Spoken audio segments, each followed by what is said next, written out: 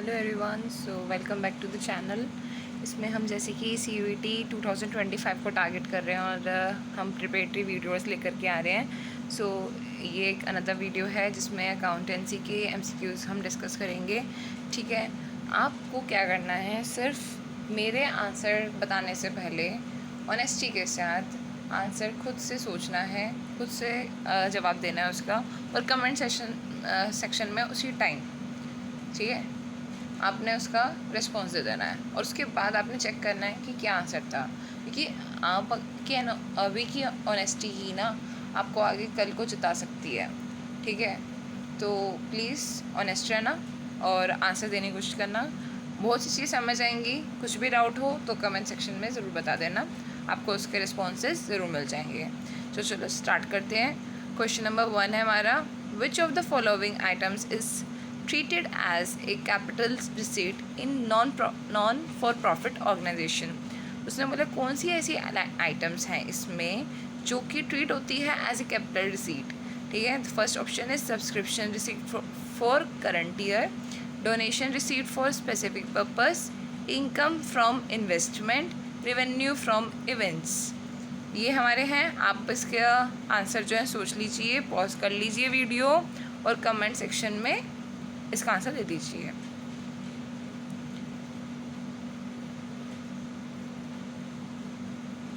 सो आई hopes आपने answer दे दिया होगा। तो इसका आंसर होने वाला है donation received for the specific purpose. जो donation received for the specific purpose है, that is definitely once in a wild case, and we know कि कैपिटल रिसीट में वही चीज़ें आती हैं जो हमें रिपीटेटिव नेचर में ना हो करके एक बारी मिलती है। ये ठीक है, वंस इन अ वाइल वाला केस होता है। So donation received for the specific purpose will be treated as capital receipt for non for profit organisation. ठीक है, सो इसका आंसर बी रहने वाला है। क्वेश्चन नंबर 2 में आ जाते हैं। क्वेश्चन नंबर 2 है, in the absence of specific fund where will be the surplus from a tournament be created in non for profit organisation.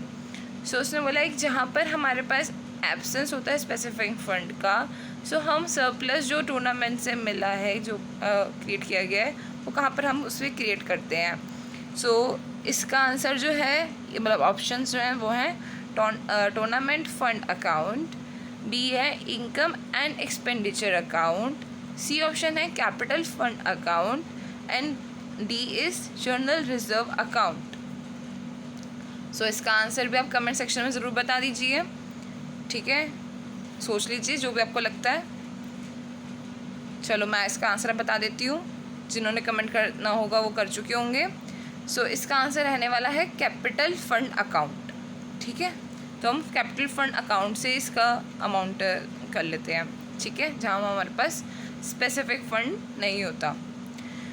Question number 3 है हमारा, P, Q and R are the partners sharing profit in the ratio of 3:2:1.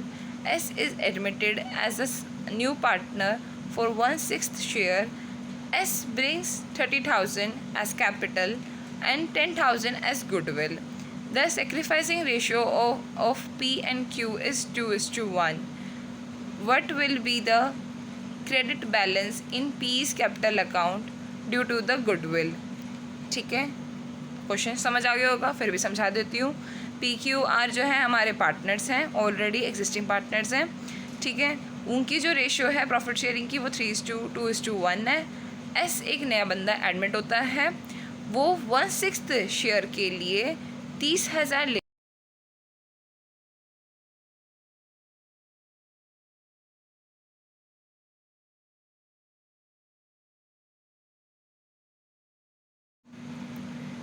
when the firm's average profit for the last few years has been 36,000.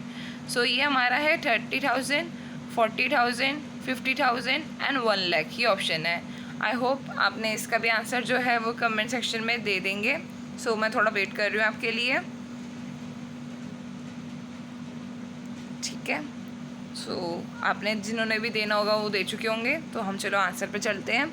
So answer कहता है हमारा concept of the hidden goodwill इसमें निकालनी होगी, जो कि आप सबको पता ही है। वो कैसे निकालेंगे?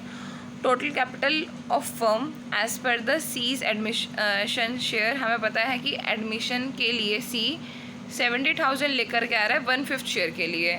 सो हम ओवरऑल उसकी फर्म की वैल्यू निकाल सकते हैं, जो उसके हिसाब से होगी वो होगी 3,50,000। ठीक है, and combined capital is 1,80,000 plus 70,000। So debt would be total is 2,50,000। So हम इसका अगर डिफरेंस निकालेंगे तो वो एडिशनल कितने हिसाब से ज़्यादा लेकर के आ रहा है? सो 3,50,000 माइनस 2,50,000, 1 लाख जो है यहाँ पे हिडन गुडविल का आंसर हो जाएगा। सो यहाँ पे ऑप्शन नंबर डी जो है वो सही हो जाएगा।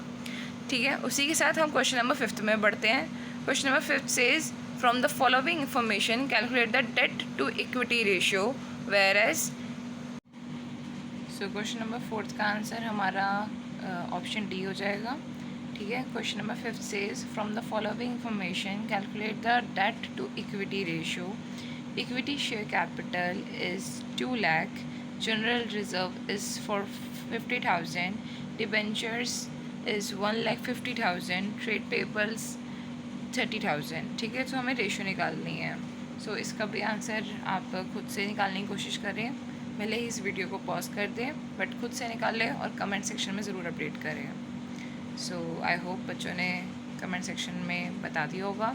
तो चलो चलते हैं आंसर की तरफ। सो डेट इक्विटी रेशियो के लिए हमें पता है कि डेट ऊपर होता है, इक्विटी नीचे होता है। इक्विटी में के साथ यहाँ पर एक चीज़ और दी हुई है बस, विच इज़ जनरल रिजर्व। सो हमारा क्या हो जाएगा? 2 लाख प्लस 50,000, दोनों को प्लस करके हमारा इक्विटी कैपिटल पूरा बनेगा। और डेट हमारा तो दिया ही हुआ as it is. So the answer would be debt upon में equity 1,50,000 plus 1,50,000 divide by 2,50,000। So आपकी ये रेशो आ जाएगी 0.6:1। ठीक है, आई होप सबका यही आया हो। Question number 6 is the following information is given whereas the revenue from the operations is for 5 lakhs, gross profit is for 1,50,000, operating expenses for 50,000. what is the operating ratio? operating ratio का अगर हमें formula आता है हम इसको बड़े easily calculate कर लेंगे, तो आप सबको इजीली कैलकुलेट ही करना है और इसका आंसर कमेंट सेक्शन में बताना है। ठीक है, सो इसको बताइए। चलो अब आंसर देखते हैं इसका। ऑपरेटिंग रेशियोज़ में है operating expenses plus cost of revenue from operations upon में revenue from operations multiply with 100।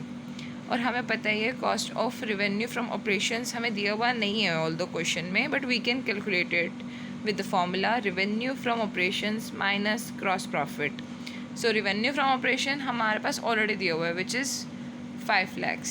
सो हमने 5 लाख में से ग्रॉस प्रॉफिट जो कि हमें दिया हुआ है 1,50,000, वो हमने क्या कर लिया? डिडक्ट कर दिया। हमारा आंसर आ गया 3,50,000। उसको हमने ऊपर वाले फॉर्मूले में पुट करा ऑपरेटिंग एक्सपेंस। सो उसी के हिसाब से हमारा आंसर आ गया।